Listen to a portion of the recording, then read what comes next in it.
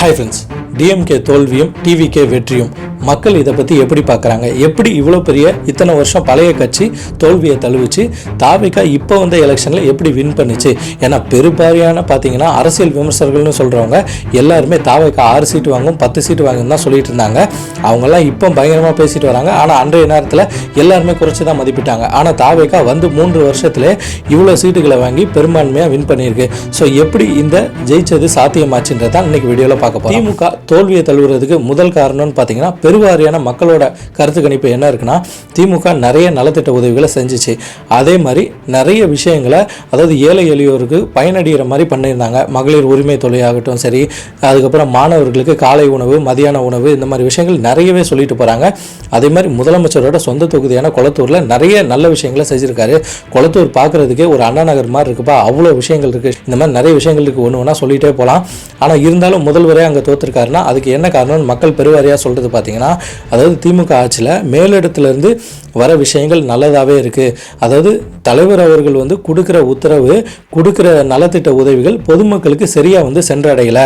இப்போ மேலிடத்துலேருந்து அது வரும்போது, இப்போ மேலே தலைவர் வந்து ஒரு 1 லட்ச ரூபா ஃபண்டை ரிலீஸ் பண்ணுறாருன்னா அந்த 1 லட்சம் கீழே வரும்போது அது ஒரு 10,000 மாறப்படுது. அந்த இடத்துல ஏதோ ஒரு விஷயம், அந்த அமௌண்ட்டுகள் குறைப்படுது.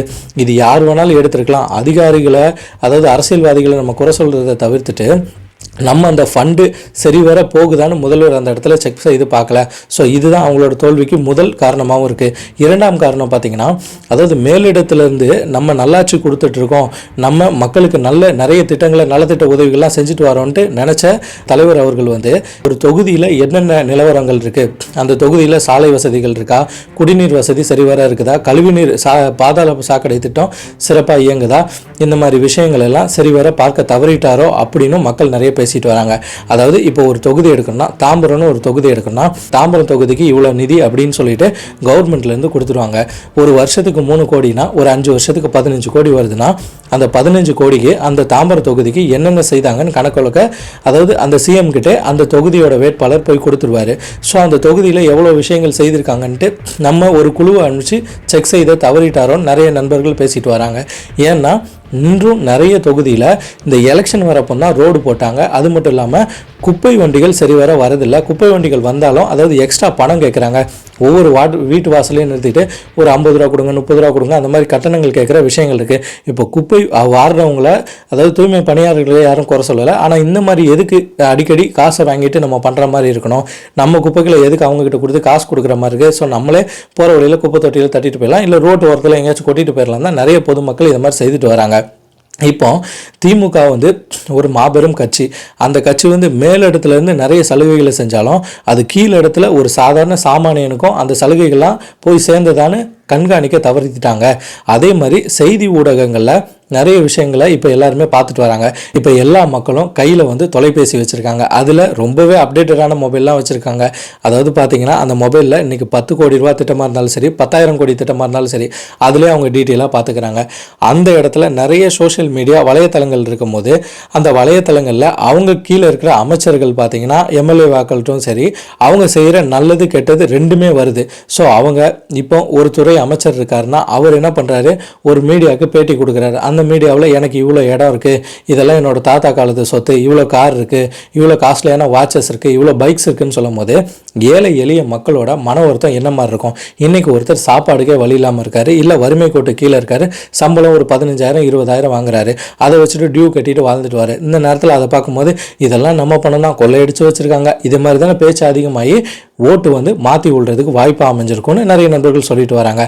அது மட்டும் இல்லாமல் நம்ம நாட்டு வளர்ச்சி ரொம்ப முக்கியமான விஷயம் தான். ஆனால் அதை விட மக்கள் வளர்ச்சி ரொம்ப முக்கியமான விஷயம். அதாவது மக்களுக்கு வந்து உணவு விஷயமாகட்டும் சரி, விலைவாசி ஆகட்டும் சரி, மற்ற விஷயங்கள், சுகாதாரம், சுற்றுச்சூழல், பாதுகாப்பு, இதெல்லாம் பலப்படுத்தாமல் நாட்டுக்கு முன்னேற்றா இந்த கார் ரேசிங் எல்லாம் நடத்தினாங்க. இந்த மாதிரி விஷயங்கள் வரும்போது அதுக்கப்புறம் வந்து கலைஞர் அவர்களுக்கு பேனா வைக்கணும், இந்த மாதிரி விஷயங்கள்லாம் நிறைய நடக்கும்போது அது ஒரு விமர்சனம் ஏற்பட்டுச்சு. அதனால கூட மக்களோட மாற்றமாக இருக்கும், மனமாற்றமாக இருந்திருக்கும் தான் நிறைய நண்பர்கள் கருத்துக்களை தெரிவிச்சுட்டு வராங்க. ஃபைனலாக ஒரு இடத்துல ஒரு கவர்மெண்ட் ஆஃபீஸோ எங்கேயோ போயிட்டு நம்ம அப்ரோச் பண்ணும்போது, அதாவது சாதாரண நபருக்கு சரியான மரியாதை கிடைக்கிறது இல்லை. இப்போ நம்ம ஒரு ரேஷன் கார்டுக்கு அப்ளை பண்ணுறோம், அந்த ரேஷன் கார்டு வந்துட்டதா நம்மளுக்கு ஆதாரபூர்வமாக ஒரு மெசேஜ் வந்துடுது. அந்த மெசேஜை வச்சுட்டு எந்த அலுவலகமோ அந்த அலுவலகத்தில் போயிட்டு நம்ம காலையிலே போய் நிற்கிறோம் நம்ம வேலையை விட்டுட்டு. அந்த அலுவலகத்துக்கு வர ஆஃபீஸர் என்ன பண்ணுறாங்க, ஒரு ரெஜிஸ்டர் எடுத்து வச்சுட்டு அரை மணி நேரம் நம்மளை காக்க வச்சுட்டு உங்களுக்கு இப்போ வரலங்க அலட்சியமாக பதில் சொல்கிறாங்க. அது மட்டும் இல்லாமல் அதை கொடுக்கறதுக்கு அந்த நம்பரை இதில் போட்டு, அதாவது அந்த ரிஜிஸ்டர் நோட்டில் எழுதுறதுக்கு அவ்வளோ தயக்கம் காட்டியும் அவ்வளோ முகபாவனையை மாற்றியும் இந்த மாதிரி பொதுமக்களை அணுகிற சில ஆஃபீஸர்கள்னால அரசாங்கம் பேரும் கெட்டு போகுது. இப்போ அதாவது ஒரு குடும்பம் இருக்குன்னா அவங்களோட பிள்ளைகள் வெளியே ஏதாச்சும் தப்பு பண்ணியிருந்தால் பொதுமக்கள் என்ன பேசுவாங்க, பிள்ளை வளர்ப்பை பாருன்னு தானே சொல்லுவாங்க. அதே மாதிரி ஒரு சாதாரண ஆஃபீஸர் செய்யும் தவறு மேலிடம் வரைக்கும் பாதிக்கப்படுது. ஸோ அவங்களுக்கு கீழ்மட்டத்தில் எந்த அளவுக்கு அவங்க ஆழ்ந்து பார்த்துருக்காங்களோ அந்த அளவுக்கு பொதுமக்களோட எண்ண ஓட்டங்களை கரெக்டாக கணிச்சிருப்பாங்க. இந்த வாட்டி திமுக ஜெயிச்சிருந்திருக்கோம். அதை கீழ்மட்டத்தை பார்க்க தவறுனதுனால தான் திமுகவுக்கு ஒரு தோல்வி அடைகிறதுக்கு இந்த நேரம் வாய்ப்பு அமைஞ்சதுன்னு தான் நிறைய பொதுமக்களோட விமர்சனமாகவே இருக்குது. அவங்க கட்சியை சார்ந்தவங்க பார்த்தீங்கன்னா ஒரு சின்ன பொறுப்பில் இருப்பார், அவர் ஒரு 2-3 கார் வச்சிருக்கதும் அந்த காரில் கொடியை கட்டிட்டு போகிறதும், அதாவது எங்கெங்கெல்லாம் அதாவது டிராஃபிக் ரூல்ஸை மதிக்காமல் இருக்கிறது, சில விஷயங்களை செய்யாமல் இருக்கிறது, இந்த மாதிரி விஷயங்கள் சமூக வலைத்தளங்களில் நிறைய வீடியோக்கள் கசிஞ்சதாகவும் அதையும் பார்த்த மக்கள் வாக்களிப்பதை மாற்றி போட்டிருக்காங்கன்னா கருதப்படுது. இப்போ தாவேகாவோட வெற்றியின் ரகசியத்தை பார்த்துருவோம். இவ்வளோ விஷயங்கள் திமுகவுக்கு டிராபேக்காக இருக்கும் போது அந்த டிராபேக்கெல்லாம் நாங்கள் பண்ண மாட்டோன்னு ஒரே ஒரு சொல்லிட்டாங்க. அதனால தான் தாவேகாவுக்கு வெற்றி அமைஞ்சிச்சு. அது மட்டும் இல்லாமல் விஜய் அவர்களோட ஃபேஸ் வேல்யூ ரொம்பவே அதிகம். அவர் ஒரு சினிமா நடிகர். அது மட்டும் இல்லாமல் இப்போ லைம்லைட்டில் நிறைய படங்கள் பண்ணிட்டு வர்றாரு, பல கோடி மதிக்கத்தக்க படங்களை செய்துட்டு வர்றாரு. அது மூலியமாக கிடைக்கிற வருமானத்தை விட்டுட்டு உங்களை நம்பி நான் வரேன்னா எதுக்கு, உங்களுக்கு ஏதாச்சும் நல்லது செய்யலாம் தான் சொன்னதும், அதுவும் இல்லாமல் ஆப்போசிஷன் பார்ட்டியான டிஎம்கேவே ஸ்ட்ரெயிட்டாக தாக்குதல் செய்ததும் அவரோட வெற்றிக்கு முதல் கனியாவே அமைஞ்சிச்சு. அது மட்டும் இல்லாமல் அவர் செய்த முக்கியமான விஷயம்னு பார்த்தீங்கன்னா, அதாவது சிறுபான்மையர் ஓட்டுகளை கவர்ந்து இழுத்துட்டாரு. செகண்ட், பெண்கள், குழந்தைகள், இளைஞர்கள், இது இவங்க எல்லாத்தையுமே கவர்ந்து இழுத்ததுனால ஜாதி மதம் பேதமின்றி எல்லாருமே வாக்களிச்சுட்டாங்க. ஸோ இது எல்லாம் தான் தாவேகா வெற்றியாக காணப்படுது.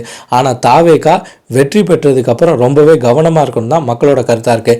ஏன்னு கேட்டீங்கன்னா, ஆட்சி காலத்தில் அவங்க மேல்மட்டத்தில் அவங்களோட செய்ய வேண்டியதெல்லாம் சிறப்பாக செஞ்சாங்க. ஆனால் கீழ்மட்டத்தில் மக்களுக்கு கிடைக்க வேண்டிய விஷயங்கள்லாம் கிடைக்காம போயிடுச்சு.